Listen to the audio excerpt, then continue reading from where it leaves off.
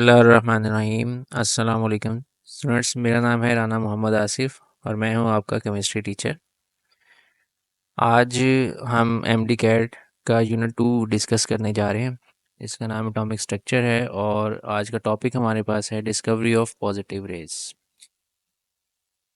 Discovery of positive raise जो है experiment discharge tube experiment भी कहलाता है और इसका क्रेडिट जाता है यूजीन गोल्डस्टाइन को। इसने 1886 में ये एक्सपेरिमेंट परफॉर्म किया था। डिस्चार्ज ट्यूब के पहले भी बहुत सारे एक्सपेरिमेंट परफॉर्म किए जा चुके हैं, लेकिन यहाँ पर जो डिस्कवरी ऑफ पॉजिटिव रेज का क्रेडिट जाता है वो यूजीन गोल्डस्टाइन को जाता है।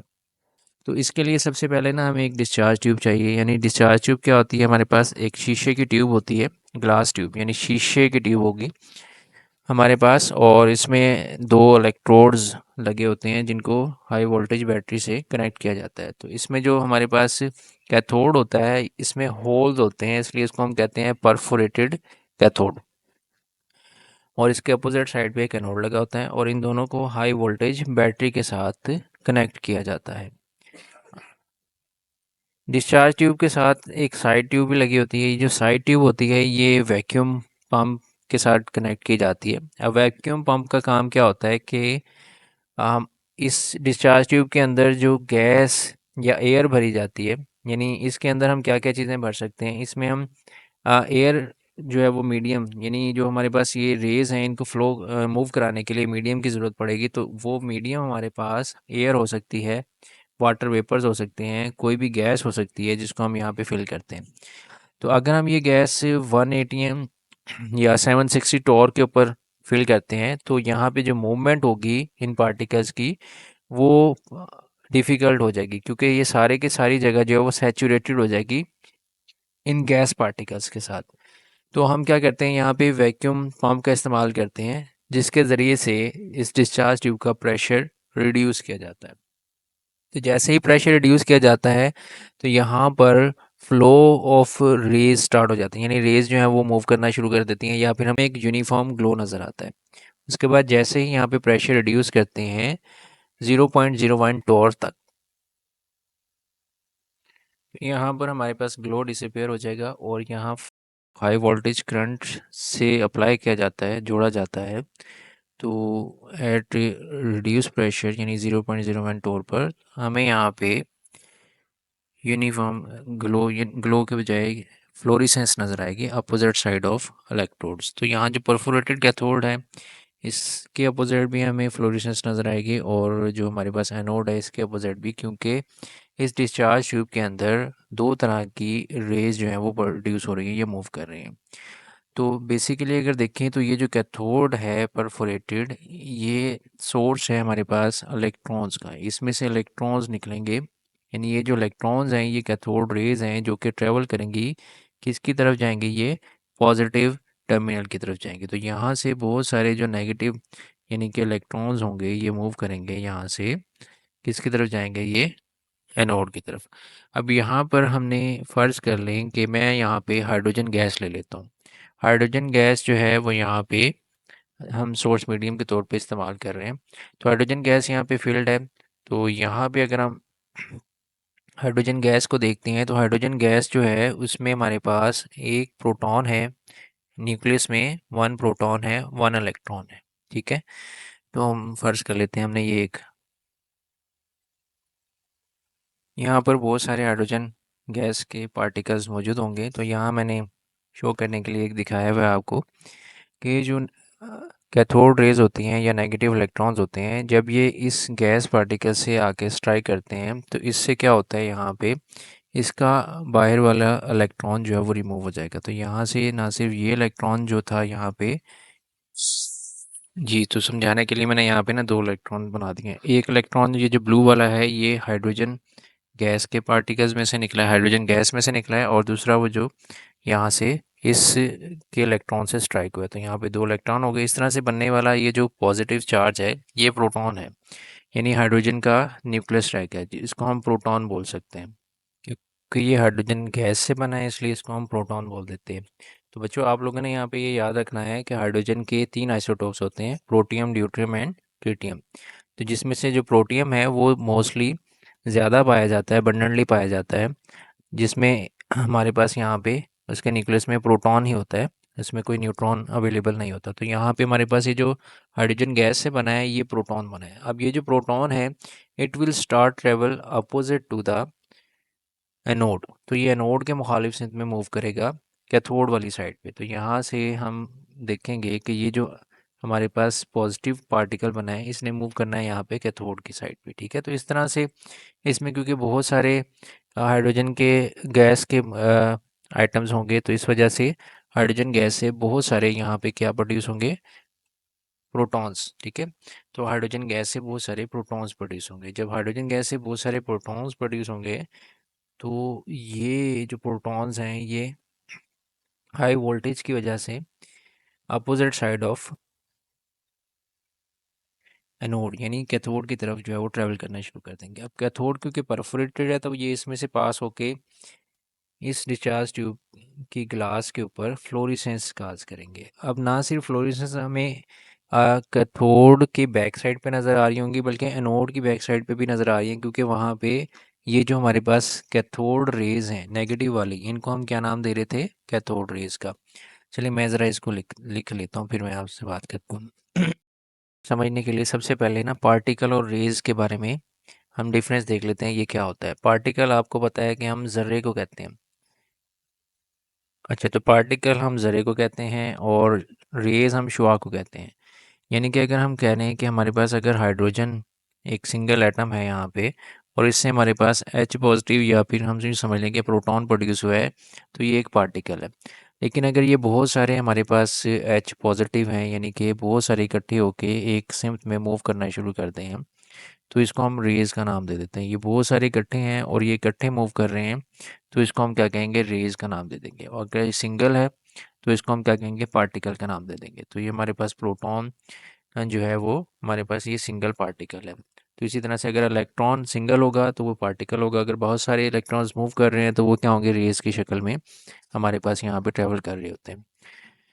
कैथोड रे जब स्ट्राइक करती हैं यहाँ पे ग्लास वॉल की तरफ, तो वैसे तो हमारी बुक में ये लिखा हुआ है कि जो हमारे पास फ्लोरेसेंस का कलर होगा, वो डिपेंड करता है कंपोजिशन ऑफ ग्लास के ऊपर। In in case of cathode rays, ये याद रखिएगा। ठीक है, तो कैथोड रेज में लेकिन ज़्यादातर जो हमारे पास यहाँ पे जो कलर प्रोड्यूस होता है कैथोड रेज की स्ट्राइकिंग की वजह से, वो हमारे पास यहाँ पे कैथोड रेज जो है वो ग्रीन कलर प्रोड्यूस कर रही होती हैं, अगर ये हम एक्सपेरिमेंट कर रहे हैं प्रोटॉन की डिस्कवरी वाला। तो इसमें यहाँ पे हमारे पास हम ये कह देते हैं कि आमतौर पे कैथोड रेज जब स्ट्राइक होती हैं, कौन सी वाली रेज, कैथोड रेज जब ग्लास वॉल के साथ स्ट्राइक करेंगी, तो यहाँ पे हमारे पास जो फ्लोरेसेंस नज़र आएगी, उसका कलर हमारे पास क्या होगा, ग्रीन कलर होगा। ठीक है, इसी तरह से यहाँ पे जो हमें फ्लोरेसेंस नज़र आएगी, किसकी वजह से, पॉजिटिव रेज की वजह से। यानी कि ये जो पॉजिटिव रेज हैं,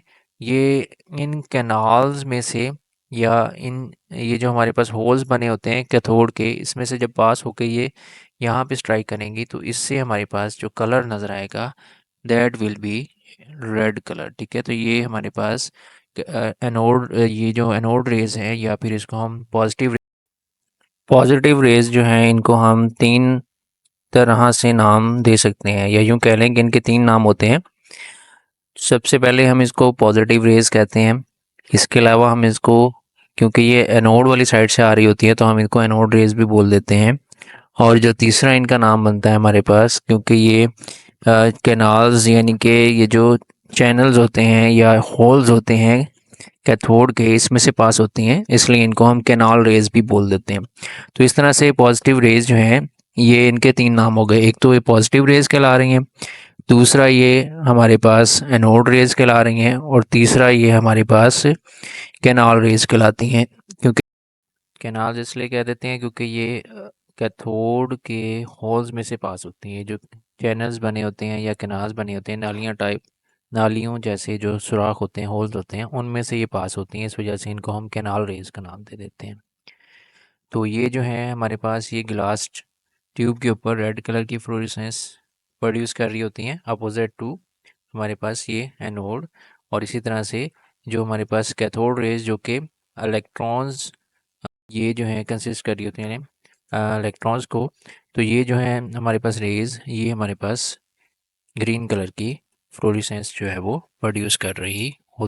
मैंने आपको बताया, इसको जल्दी से समराइज़ कर लेते हैं। सबसे पहले मैंने आपको बताया कि ये एक डिस्चार्ज ट्यूब जो कि शीशे की बनी हुई होती है, इसमें हमारे पास 2 तरह की रेज़ प्रोड्यूस हो रही होती हैं, यानी साइमल्टेनियसली इसके अंदर कैथोड रेज़ भी प्रोड्यूस हो रही हैं और पॉजिटिव रेज़ भी प्रोड्यूस हो रही होती है, जो कि अपोजिट साइड पर ट्रैवल कर रही होती हैं। अब एक जो बहुत ही इंपॉर्टेंट बात आपने याद रखनी है वो ये है कि जब कैथोड रेज़ ग्लास ट्यूब की वॉल से स्ट्राइक करती हैं तो ये ग्रीनिश फ्लोरेसेंस प्रोड्यूस करती हैं, और जब ये हमारे पास ये एनोड रेज स्ट्राइक करती हैं, या जिसको हम कैनाल रेज कहते हैं, ये स्ट्राइक करती हैं, तो ये रेडिश कलर की फ्लोरेसेंस को प्रोड्यूस करती हैं।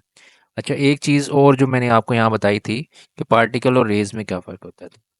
यहाँ पे हमारे पास अगर ये इलेक्ट्रॉन्स की बात करें तो अगर ये अकेला हमारे पास मौजूद है तो ये हमारे पास क्या होगा, इलेक्ट्रॉन अगर सिंगल में मौजूद है तो ये हमारे पास क्या होगा, पार्टिकल। लेकिन अगर बहुत सारे इलेक्ट्रॉन्स हैं जो कि एक ही इकट्ठे होके एक डायरेक्शन की तरफ मूव कर रहे होते हैं तो इसको हम रेज का नाम देते हैं। तो इसी तरह से हमारे पास जो पॉजिटिव पार्टिकल्स, जिससे प्रोटॉन की बात कर लेते हैं, तो ये प्रोड्यूस हो रहा है कहाँ से, गैस पार्टिकल से, गैस से प्रोड्यूस हो रहा है। तो इस तरह से हम ये कह देते हैं कि हमारे पास जो पॉजिटिव रेज़ हैं, पॉजिटिव रेज़, ये किस चीज़ पर कंसिस्ट कर रही होती हैं, या ये किस चीज़ को कंसिस्ट कर रही होती हैं। पॉजिटिव रेज़ एक्चुअली है, हम कह देते हैं ये कैटाइन या फिर प्रोटॉन पर मुश्तमिल होती हैं। यानी अगर ये हमारे पास गैस से बनी है तो ये क्या होंगी, कैटाइन होंगे, जो कि ट्रैवल कर रहे होंगे कहाँ पे, डिस्चार्ज ट्यूब के अंदर। तो इसलिए इसको हम क्या नाम दे देते हैं, पॉजिटिव रेज़। तो ये कैटाइन पर मुश्तमिल होती हैं, जबकि जो नेगेटिव रेज़ होती हैं ये इलेक्ट्रॉन्स पर मुश्तमिल होती हैं। ठीक है, तो अगर ये हाइड्रोजन से बना है तो ये जो कैटाइन है ये प्रोटॉन होगा जो कि ट्रैवल कर रहा होगा, और अगर यहाँ पे हमारे पास हम कैथोड रेज़ की बात कर रहे होते हैं तो ये क्या होती हैं, इलेक्ट्रॉन पर कंसिस्ट कर रही होती है। तो यहाँ जो बात आपने नोट करनी है बच्चों वो ये है कि जो हमारे पास कैथोड रेज़ हैं ये कंसिस्ट करती हैं इलेक्ट्रॉन्स को, और जो हमारे पास एनोड रेज़ हैं ये कंसिस्ट करती हैं हमारे पास कैटाइंस को करते हैं, जो कि बहुत ही ज़्यादा सिंपल है। इनमें हम कहते हैं कि जो पॉजिटिव रेज़ हैं, सबसे पहली बात तो ये है कि ये इनको पॉजिटिव रेज़ क्यों कहा जाता है। तो सबसे पहली चीज़ आपने ये बता रही है यहाँ पे, positive rays when pass through the electric field they will deflect towards the negative plate and it shows that they have a positive charge। तो इस वजह से ये क्या कहलाती हैं, पॉजिटिव रेज, क्योंकि इनके ऊपर क्या होता है, पॉजिटिव चार्ज होता है, और ये नेगेटिव प्लेट की तरफ डिफ्लेक्ट होती हैं जब ये इलेक्ट्रिक फील्ड में से पास की जाती हैं। तो यहाँ पे मैंने आपको बताया है कि पॉजिटिव चार्ज की वजह से इनको पॉजिटिव रेज कहते हैं। तो इधर जो बात मैंने आपसे कही है वो ये है कि पॉजिटिव चार्ज की वजह से इनको पॉजिटिव रेज कहते हैं, और ये इलेक्ट्रिक फील्ड डिफ्लेक्शन की मैं बात कर रहा हूँ। तो ये जो पॉजिटिव रेज हैं ये डिस्चार्ज ट्यूब के अंदर प्रोड्यूस होती हैं, और आप यहाँ पे देख रहे हैं एक और ज़रूरी बात वो ये है कि ये पॉजिटिव रेज जो हैं ये ट्रेवल करती हैं opposite to the cathode rays. यानी ये देख रहे हैं आप कि ये opposite to the cathode rays travel करते हैं। तो यहाँ दूसरी बात जो हम कर रहे हैं वो ये है कि तो हमारे पास जो पॉजिटिव रेज हैं ये ट्रेवल करती हैं opposite to the cathode rays. की बात हम करते हैं कंपाउंड की, जो कि जिंक सल्फाइड है। तो जिंक सल्फाइड आप यूँ समझ लें कि ये ब्लैक कोटिंग है। इसको जब हम किसी मेटल पीस पे या किसी सरफेस के ऊपर कोट कर देंगे तो ये हमारे पास ये ब्लैक सी सरफेस बन जाएगी। तो इसको हम नाम दे देंगे फोटोग्राफिक प्लेट। अब आपने जो बात यहाँ पे याद रखनी है वो ये है कि अगर हमारे पास कैथोड रेज अगर स्ट्राइक करती हैं तो वो ग्रीनिश फ्लोरेसेंस प्रोड्यूस करती हैं इस ग्लास ट्यूब के साथ, और अगर एनोड रेज या पॉजिटिव रेज स्ट्राइक करती हैं तो ये रेड कलर की फ्लोरेसेंस प्रोड्यूस करती हैं। लेकिन अगर ये यही वाली पॉजिटिव रेज ये फोटोग्राफिक प्लेट के साथ स्ट्राइक करेंगी तो यहाँ पे ये फ्लैश प्रोड्यूस करती हैं, यानी चमक। यहाँ पे हम बात करते हैं तो हाइड्रोजन की बात करते हैं। यहाँ मैंने एक डिस्चार्ज ट्यूब ली है, जो हमने ऊपर केस डिस्कस किया उसी के हवाले से। तो देखें अगर हमारे पास यहाँ पे परफोरेटेड एक साइड पे कैथोड है और एक साइड पे हमारे पास एनोड है, इनको ऊपर वाली सिचुएशन के हिसाब से हम इसको अटैच करते हैं, और इसमें जो गैस हम भर रहे हैं वो कौन सी है हमारे पास, वो है हाइड्रोजन। अब हाइड्रोजन में आप लोगों को पता है कि हाइड्रोजन के 3 आइसोटोप्स होते हैं, एक होता है प्रोटियम, एक होता है ड्यूटेरियम और एक होता है ट्रिटियम। जो प्रोटियम होता है इसके न्यूक्लियस में एक प्रोटॉन होता है, प्रोटियम के न्यूक्लियस में एक प्रोटॉन होता है और इसके बाहर एक इलेक्ट्रॉन होता है। तो मैं यहाँ पे एक हाइड्रोजन का एटम शो कर देता हूँ यहाँ पे। तो ये एक आउटर इसका शेल हाइड्रोजन का, इसमें एक इलेक्ट्रॉन मौजूद है यहाँ पे। ठीक है। तो यहाँ से जब हमारे पास कैथोड वाली साइड से इलेक्ट्रॉन आएगा, या यूं कह लें जो कैथोड रेज आती हैं ये स्ट्राइक करती हैं इस बाहर वाले इलेक्ट्रॉन को, यानी ये इसको नॉकआउट कर देते हैं यहाँ से। तो जब ये इसको नॉकआउट करती हैं जी, तो यहाँ पे जो इलेक्ट्रॉन था उसने हाइड्रोजन के इलेक्ट्रॉन को नॉकआउट कर दिया बाहर वाले शेल में से। तो इस तरह से ये जो हमारे पास यहाँ पर मौजूद है ये वो इलेक्ट्रॉन है जो हाइड्रोजन के एटम से निकला है। ठीक है। और यहाँ पे ये वो इलेक्ट्रॉन है ये जो जिसने इस इलेक्ट्रॉन को नॉकआउट किया।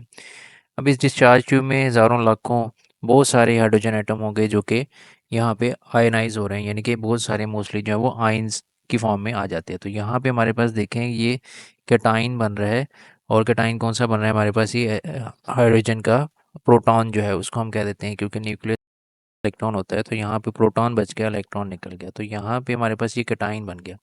तो सोर्स के लिहाज से अगर हम देखें यहाँ पे तो दो तरह की रेज प्रोड्यूस हो रही हैं, एक है कैथोड रेज और एक है हमारे पास एनोड रेज, या जिसको हम पॉजिटिव रेज कहते हैं। तो यहाँ पे जो कैथोड रेज होंगी वो हमारे पास उनका सोर्स क्या होगा कि बहुत सारे इलेक्ट्रॉन्स होंगे यहाँ पे जो कि मूव कर रहे हैं, इसलिए उनको हम कैथोड रेज कह रहे हैं। तो ये जो हमारे पास सोर्स होगा कैथोड रेज का, that will be electron. And जो पॉजिटिव रेज होंगी वहाँ पे यहाँ पे हमारे पास वो क्या होंगी, कैटाइंस होंगे यहाँ पे। जी, तो यहाँ पे जो हमारे पास कैथोड रेज हैं ये कंसिस्ट कर रही हैं इलेक्ट्रॉन्स इलेक्ट्रॉन्स को। और जो हमारे पास यहाँ पे पॉजिटिव रेज होंगी, अगर आप यहाँ गौर करें तो वो सिर्फ हमारे पास यहाँ किस चीज़ पर कंसिस्ट करती हैं, वो एक प्रोटॉन पर मुश्तमिल है। यानी यहाँ पे जो हाइड्रोजन का न्यूक्लियस है उसमें एक ही प्रोटॉन है। तो यहाँ पे जो हमारे पास पॉजिटिव रेज होंगी, पॉजिटिव रेज पॉजिटिव रेज यहाँ पे कंसिस्ट करेंगी हमारे पास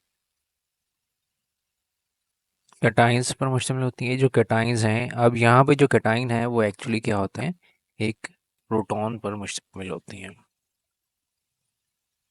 अब हम केस लेते हैं ऑक्सीजन के हवाले से। तो अगर हमारे पास डिस्चार्ज ट्यूब में ऑक्सीजन ऑक्सीजन गैस भरी हो हाइड्रोजन के बजाय, ऊपर वाली सारी कंडीशंस को मद्देनज़र रखते हुए, यस ठीक है। तो वो आपको पता है कि ऑक्सीजन गैस O2 होती है, या O डबल बॉन्ड O लिखते हैं इसको हम। वो आपको बात समझाने के लिए ना मैं यहाँ पे सिर्फ ऑक्सीजन का एक एटम ड्रॉ करने करता हूँ। ठीक है, डिस्चार्ज ट्यूब के अंदर। तो हम ये फ़र्ज़ कर लेते हैं कि हमारे पास यहाँ पे ऑक्सीजन का एटम मौजूद है। वैसे तो इसमें बहुत सारे अरबों खरबों एटम्स मौजूद होंगे, तो हम एक ड्रॉ कर लेते हैं यहाँ पे। तो इसमें देखें न्यूक्लियस, और न्यूक्लियस के बाहर हमारे पास पहला शेल जिसमें 2 इलेक्ट्रॉन होंगे, और उसके बाद फिर उससे अगला शेल होगा जिसमें 6 इलेक्ट्रॉन्स होंगे। ठीक है। तो 2 शेल हम ड्रॉ कर लेते हैं। तो यहाँ पे हमारे पास जो इधर से कैथोड रेज आएंगे या इलेक्ट्रॉन्स आएंगे, उसने क्या करना है, यहाँ से ये जो बाहर वाला इलेक्ट्रॉन होगा इसको नॉकआउट करना है। तो इससे होगा क्या, जब ये इलेक्ट्रॉन नॉकआउट करेगा इस इलेक्ट्रॉन को, तो यहाँ पे क्या चीज़ जनरेट होगी, पॉजिटिव आयन जनरेट होगा। यानी कि एक इलेक्ट्रॉन यहाँ से निकल गया, तो इस तरह से हमारे पास यहाँ पे बहुत सारे एटम्स होंगे जो कि आयनाइज हो रहे होंगे। तो यहाँ पे जो बहुत सारे इलेक्ट्रॉन्स निकलेंगे वो सोर्स करके क्या बनाएंगे हमारे पास, वो बनाएंगे कैथोड रेज। तो यहाँ ऑक्सीजन के केस में हमारे पास जो कैथोड रेज होंगी वो तो इलेक्ट्रॉन ही होंगे, लेकिन जो हमारे पास यहाँ पे पॉजिटिव रेज होंगी ये एक्चुअली क्या होगा, ये सोर्स होगा वो इस कैटाइन्स का जो यहाँ पे प्रोड्यूस हुए हैं। यानी यहाँ पे पॉजिटिव रेज जो हैं वो एक्चुअली क्या होंगी हमारे पास, कैटाइन्स पर मुश्तमिल होंगी। ठीक है, कैटाइन्स। अब इसमें जो कैटाइन होगा इसमें हमारे पास यहाँ पे प्रोटॉन 8 होंगे, न्यूट्रॉन ये भी 8 होंगे, ट्रॉन इलेक्ट्रॉन इसके अंदर होंगे 7, क्योंकि एक इलेक्ट्रॉन निकल गया था तो ये कैटाइन बना था। तो यहाँ जो पॉजिटिव रेज हैं वो कैटाइंस हैं, जिसमें हमारे पास 8 प्रोटॉन है, 8 न्यूट्रॉन है और 7 इलेक्ट्रॉन्स हैं। तो इसका मतलब हम, जैसे मैं आपको यहाँ पे जो समझाने वाला हूँ वो ये है कि हम डिस्चार्ज ट्यूब के अंदर जो मर्ज़ी गैस ले लें, हमारे पास जो कैथोड रेज बनेंगी वो इलेक्ट्रॉन पर मुश्तमिल होंगी। यानी हम यहाँ कह सकते हैं कि हम which what ever the gas will be use in discharge tube, कोई भी गैस हम यहाँ पे डिस्चार्ज ट्यूब में यूज़ कर लें, हमारे पास बनने वाली जो कैथोड रेज होंगी वो इलेक्ट्रॉन्स पर को कंसिस्ट कर रही होंगी, या हम कह सकते हैं कि वो इलेक्ट्रॉन पर मुश्तमिल होती हैं। अच्छा, तो जो दूसरा पॉइंट है वो भी आपने इसी के अंदर याद रखें कि अगर हम हाइड्रोजन यूज़ करते हैं तो हमारे पास जो पॉजिटिव रेज होती हैं डिस्चार्ज ट्यूब में, अगर हम हाइड्रोजन गैस को यूज़ करते हैं तो हमारे पास पॉजिटिव रेज होंगी प्रोटॉन। अगर हम डिस्चार्ज ट्यूब में ऑक्सीजन या तो कोई और गैस यूज़ करते हैं तो हमारे पास जो पॉजिटिव रेज होंगी वो कैटाइन होंगी। यानी अगर आप ऑक्सीजन यूज़ करते हैं तो वो कैटाइन होंगी, और कैटाइन की कंपोजिशन आपके सामने ये होगी, प्रोटॉन 8, न्यूट्रॉन 8 और इलेक्ट्रॉन 7। तो इसका मतलब ये हुआ कि अगर हम नेचर ऑफ गैस को चेंज करते हैं तो नेचर ऑफ पॉजिटिव रेज भी चेंज हो जाती है। तो इसका मतलब ये हुआ कि nature of the positive raise will depend upon the residual gas. तो हमने याद क्या करना है कि जो नेचर ऑफ पॉजिटिव रेज है ये डिपेंड करती है किसके ऊपर, नेचर ऑफ रेजिडुअल गैस। यानी गैस चेंज करेंगे तो हमारे पास जो पॉजिटिव रेज हैं उनकी नेचर भी चेंज हो जाती है। तो यहाँ पे अगर हम कोई भी गैस यूज़ करेंगे तो हमारे पास, यानी गैस चेंज करने पर जो हमारे पास नेचर होगी पॉजिटिव रेज की वो चेंज हो जाएगी। ठीक है, तो ये बात मैं आपको समझाने की कोशिश कर रहा था, उम्मीद है आपको समझ आ गई होगी। अब चलते हैं अगले पॉइंट की तरफ।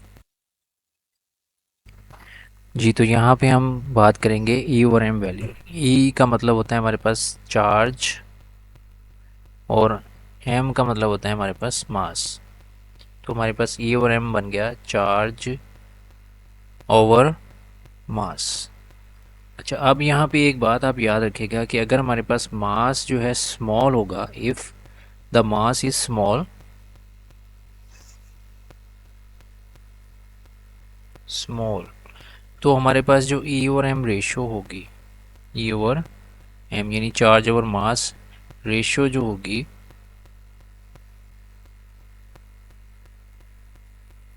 ये ज़्यादा होगी, विल बी ग्रेटर। ये पॉइंट आपने यहाँ पे याद रखना है कि अगर हमारे पास मास अगर क्या है स्मॉल है तो ई और एम वैल्यू क्या होगी, लार्ज होगी।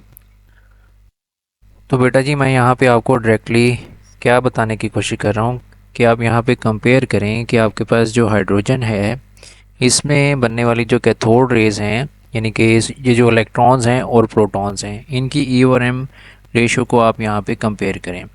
तो इलेक्ट्रॉन जो है हमारे पास इसकी ई और एम वैल्यू को कंपेयर करें किसके साथ, प्रोटॉन, यानी हाइड्रोजन में जो पॉजिटिव रेज हैं वो प्रोटॉन बनती हैं। तो आप इसकी जो प्रोटॉन की जो ई और एम वैल्यू है इन दोनों को आपस में कंपेयर करें। तो इसको कंपेयर करने के लिए आपको चार्ज के बारे में पता होना चाहिए। तो इसमें अब हम बात करते हैं कि जो हमारे पास इलेक्ट्रॉन है इसके ऊपर चार्ज क्या है। इलेक्ट्रॉन के ऊपर जो चार्ज होता है वो होता है 1.6022 cross 10 raise power minus 19 coulomb C. ठीक है, तो इस चार्ज की जो हमारे पास वैल्यू होती है वो होती है हमारे पास नेगेटिव। ठीक है, इसी तरह जो हमारे पास प्रोटॉन है इस प्रोटॉन के ऊपर भी चार्ज सेम होता है हमारे पास, जी सेम चार्ज, लेकिन जो प्रोटॉन पे चार्ज होता है इसके साथ जो हमारे पास वैल्यू होती है या सिंबल होता है ये पॉजिटिव होता है, ये पॉजिटिव प्रोटॉन का चार्ज, और जो नेगेटिव है ये इलेक्ट्रॉन का चार्ज। तो यहाँ पे जो ई और एम वैल्यू है इसमें कौन सा फैक्टर डिसाइड करेगा कि ये जो रेशियो है स्मॉल होगी या ग्रेटर होगी। तो चार्ज तो यहाँ पे सेम हो गया, तो डेफिनेटली फिर हमारे पास यहाँ पे मास जो है ये डिसाइड करेगा कि ई ओवर एम वैल्यू किसकी स्मॉलर होगी, इलेक्ट्रॉन की या प्रोटॉन की।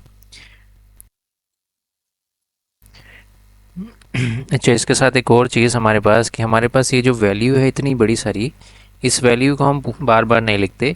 इसको हम यहाँ पे जैसे ये माइनस है तो इसको हम लिख देंगे -1। ठीक है, तो ये इसको हम यूनिट चार्ज कह देते हैं, यूनिट चार्ज है, और इसको हम -1 लिख देते हैं। और ये वाला जो यूनिट चार्ज है इसको हम +1 लिख देते हैं अक्सर। यानी कहने का मकसद ये है कि अगर आपके पास यहाँ पे Na+ लिखा हुआ है, सोडियम अक्सर लिखा होता है Na पॉजिटिव, तो Na पॉजिटिव के ऊपर जो हमारे पास पॉजिटिव यानी कि ये +1 आ गया, तो इसके ऊपर जो यूनिट चार्ज होगा वो इस इतने चार्ज के बराबर होगा, 1.6022 मल्टीप्लाई 10⁻19 कॉलम, ये पॉजिटिव वाले चार्ज के बराबर होगा। इसी तरह से अगर हमारे पास ये Mg लिखा होता है, Mg2+, Mg2+ का मतलब ये है कि ये जो यूनिट चार्ज है वो इस चार्ज का क्या है, 2 टाइम्स है। ठीक है, इसी तरह अगर हमारे पास ये Cl नेगेटिव लिखा हुआ है तो Cl नेगेटिव का मतलब है कि जो यूनिट चार्ज होगा वो हमारे पास इसके बराबर होगा। तो यहाँ पे दोनों के चार्जेस बराबर हैं, इसलिए चार्ज वाला फैक्टर ई और एम वैल्यू की रेशो को डिफ़ाइन नहीं करेगा। तो कौन सी चीज़ डिफ़ाइन करेगी, मास। अब मास ऑफ इलेक्ट्रॉन के हवाले से अगर हम बात करते हैं, इलेक्ट्रॉन जो है ये प्रोटॉन से 1836 टाइम जो है वो इसका मास स्मॉलर होता है। 1836 टाइम्स इलेक्ट्रॉन का मास प्रोटॉन के मास से स्मॉलर होता है। या यूँ कह दें कि जो हमारे पास प्रोटॉन है वो इलेक्ट्रॉन से 1836 टाइम्स हैवियर है। तो ई ओवर एम वैल्यू हमारे पास किसकी स्मॉलर आएगी, वो हमारे पास प्रोटॉन की स्मॉलर होगी। तो लार्जर किसकी होगी, हमारे पास इलेक्ट्रॉन की। जिसका मास कम होगा उसकी ई ओवर एम वैल्यू भी क्या होगी, ज़्यादा होगी। तो यहाँ पे इलेक्ट्रॉन का मास प्रोटॉन के मास से 1836 टाइम्स लेस है, तो यहाँ पे जो ई ओवर एम वैल्यू ज़्यादा होगी वो किसकी होगी, यहाँ पे जो कैथोड रेज हाइड्रोजन गैस से बनी थी उनकी e over m value positive rays से ज़्यादा होगी, क्योंकि इलेक्ट्रॉन का मास जो है वो प्रोटॉन से कम होता है। तो अब अगली बात ये है कि आपने यहाँ पे ये जो पॉजिटिव रेज़ हाइड्रोजन से बनी हैं इनको कंपेयर करना है पॉजिटिव रेज़ जो हमारे पास ऑक्सीजन से बनी है, इनके साथ कंपेयर करें। तो ये बताएं मुझे कि इन दोनों में से किसकी ई ओवर एम वैल्यू ज़्यादा होगी। तो इस चीज़ को समझने के लिए आपने ये वाली बात यहाँ पे याद रखनी है कि ई ओवर एम वैल्यू के लिए हम यहाँ देखते हैं कि जो हाइड्रोजन गैस से पॉजिटिव रेज बनी है उनमें सिर्फ प्रोटॉन शामिल है, यानी वो एक प्रोटॉन पर मुश्तमिल है। ठीक है, जबकि यहाँ पे जो पॉजिटिव रेज बनी है वो एक कैटाइन पर मुश्तमिल है, एक ऐसा कैटाइन जिसके अंदर 8 प्रोटॉन्स हैं, 8 न्यूट्रॉन्स हैं और 7 इलेक्ट्रॉन्स हैं। तो इसका मतलब ये हुआ कि इन दोनों में से किसका मास ज़्यादा होगा, इस कैटाइन का मास ज़्यादा होगा। तो जब कैटाइन का मास ज़्यादा होगा तो e over m value cation वाली ये जो हमारे पास पॉजिटिव रेज बनी है इस कैटाइन से, इनकी जो ई ओवर एम वैल्यू होगी दैट विल बी क्या होनी चाहिए, स्मॉलर या ग्रेटर। तो ये हमारे पास स्मॉलर होती है। ठीक है, क्योंकि इसका मास ज़्यादा है, मास ज़्यादा होगा तो ये ई ओवर एम वैल्यू जो है वो पॉजिटिव, यानी यहाँ जो हाइड्रोजन गैस से पॉजिटिव रेज बनेगी इनकी e over m value greater होगी, और जो ये वाली होंगी इनकी e over m value smaller होगी क्योंकि इनका मास ज़्यादा। अब मैं आपको एक और तरीके से ये भी बताऊं कि अगर हमारे पास हाइड्रोजन गैस से बनने वाली पॉजिटिव रेज हैं तो इनकी ई ओवर एम वैल्यू बाकी तमाम गैसें से बनने वाली ई ओवर एम वैल्यू से ग्रेटर होगी। अच्छा, इस बात को समझने के लिए आप कंपेयर करें, 4 गैसेस हैं आपके पास जी, तो ये हमारे पास गैसेस हैं, तो ये आपने डिस्चार्ज ट्यूब में अलग अलग ली हुई हैं, तो इनमें से कौन सी गैस की e over m value greater होगी। तो जैसे कि आपको पता है कि यहाँ पे हाइड्रोजन जो गैस होती है, हाइड्रोजन गैस का मास हमारे पास 2 है, हीलियम गैस का मास हमारे पास 4 है, नाइट्रोजन गैस का मास हमारे पास 28 है, और ऑक्सीजन गैस का मास है हमारे पास 32। ठीक है, तो यहाँ पे इनसे जो बनने वाले कैटाइंस होंगे इन सब के ऊपर जो चार्ज आएगा या मैग्नीट्यूड ऑफ चार्ज आएगा वो सेम रहेगा, यानी +1 या हम कह देंगे +1.6022 क्रॉस 10⁻⁻19 कॉलम। तो मैग्नीट्यूड ऑफ चार्ज तो सेम रहेगा, तो मास जो है वो डिसाइड करेगा कि किसकी e over m value greater होगी। तो यहाँ सबसे कम मास हमारे पास इसका है हाइड्रोजन का। तो हाइड्रोजन गैस से जो बनने वाली पॉजिटिव रेज होंगी इनकी ई ओवर एम वैल्यू जो होगी वो सबसे ज़्यादा होगी।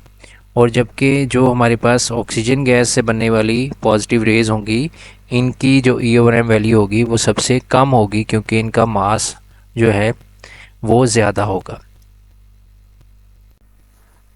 जी, तो अब आखिरी बात के साथ हम बात को ख़त्म करते हैं। तो आपने एक बात याद रखनी है, ये जो पॉजिटिव रेज़ हैं इनकी डिस्कवरी का जो क्रेडिट है वो हम यूजीन गोल्डस्टीन को देते हैं, जिसने ये डिस्चार्ज ट्यूब वाला एक्सपेरिमेंट परफॉर्म किया था।